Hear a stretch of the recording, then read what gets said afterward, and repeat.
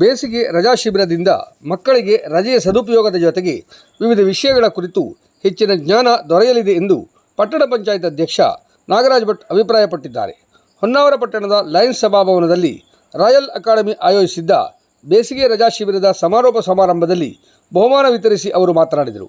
Royal ಅಕಾಡೆಮಿಯು Raghavendra Honnavar ಇವರ ಕನಸಿನ ಕೂಸು.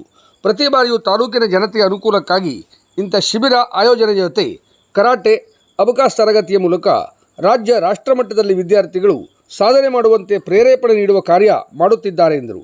ಕುಮಟಾ ಜಿಲ್ಲಾ ಸರ್ಕಾರಿ ಯೂನಿಯನ್ ನಿರ್ದೇಶಕರಾದ ರಾಜನಾಯಕ್ ಮಂಕಿ ಮಾತನಾಡಿ, ತಾಲೂಕಿನ ಪ್ರತಿಭೆಗಳಿಗೆ ಅವಕಾಶ ನೀಡುವಲ್ಲಿ ರಾಘವೇಂದ್ರ ಹೊನ್ನಾವರ ಇವರ ಪಾತ್ರ ಪ್ರಮುಖವಾಗಿದೆ.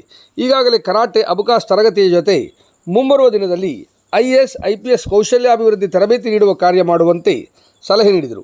ರೋಟರಿ ಅಧ್ಯಕ್ಷ ಸೂರ್ಯಕಾಂತ್ ಸಾರಂಗ್ ಮಾತನಾಡಿ, 1 ತಿಂಗಳ ಕಾಲ ಮಕ್ಕಳಿಗೆ ಬೇಸಿಗೆ ಶಿಬಿರ ನಡೆಸುವುದು ಸುಲಭದ ಕಾರ್ಯವಲ್ಲ. ಆ ಕಾರ್ಯವನ್ನು ಯಶಸ್ವಿಯಾಗಿ ರಾಯಲ್ ಅಕಾಡೆಮಿ ಮಾಡುತ್ತಾ ಬಂದಿದೆ. ಆಯಾ ವಿಭಾಗದಲ್ಲಿ ಸಾಧನೆ ಮಾಡಿರುವುದರಿಂದ, ತರಬೇತಿ ನೀಡಿರುವುದರಿಂದ ಮಕ್ಕಳಿಗೆ ತೀರಾ ಅನುಕೂಲವಾಗುತ್ತಿದೆ ಎಂದು ಮೆಚ್ಚುಗೆ ವ್ಯಕ್ತಪಡಿಸಿದರು. ಲಯನ್ಸ್ ಕಾರ್ಯದರ್ಶಿ NG ಭಟ್, ಪತ್ರಕರ್ತ ವಿಶ್ವನಾಥ್ ಸಾಲ್ಕೋಡ್ ಸಂಘಟನೆಯ ಕಾರ್ಯವನ್ನು ಪ್ರಶಂಸಿಸಿದರು. ಸಂಗೀತ, ಡ್ರಾಮಾ, ಡ್ಯಾನ್ಸ್, ಕರಾಟೆ ಮುಂತಾದ ವಿಷಯಗಳ ಕುರಿತು 1 ತಿಂಗಳ ಕಾಲ 102 ವಿದ್ಯಾರ್ಥಿಗಳಿಗೆ ಶಿಬಿರದಲ್ಲಿ ತರಬೇತಿ ನೀಡಲಾಗಿತ್ತು. ವಿವಿಧ ಸ್ಪರ್ಧೆಯಲ್ಲಿ ವಿಜೇತರಾದವರಿಗೆ ಇದೇ ವೇಳೆ ಪುರಸ್ಕಾರ ನೀಡಲಾಯಿತು.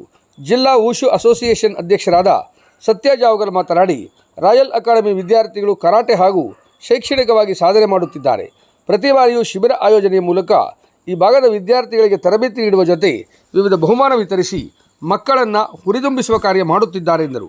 ರಾಯಲ್ ಅಕಾಡೆಮಿ ಅಧ್ಯಕ್ಷ ರಾಘವೇಂದ್ರ ಹೊನ್ನಾವರ ಸ್ವಾಗತಿಸಿ ಪ್ರಾಸ್ತಾವಿಕವಾಗಿ ಮಾತನಾಡಿದರು. ಕಾರ್ಯದರ್ಶಿ ವಿದ್ಯಾ ಭಂಡಾರಿ ಕಾರ್ಯಕ್ರಮ ನಿರ್ವಹಿಸಿದರು.